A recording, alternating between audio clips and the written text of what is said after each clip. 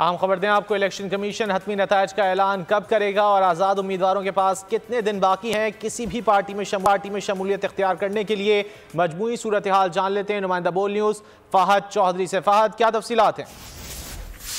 जी देखिए, मुल्क भर में रिटर्निंग अफसरान ने फॉर्म 49 पर हतमी नताइज मुरतब करके जारी करना शुरू कर दिए हैं और इलेक्शन एक्ट 2017 के मुताबिक इलेक्शन कमीशन फॉर्म 49 पर हतमी नतीजा जारी होने के बाद पोलिंग की तारीख के 14 रोज के अंदर अंदर कामयाबी का नोटिफिकेशन जारी करने का पाबंद है।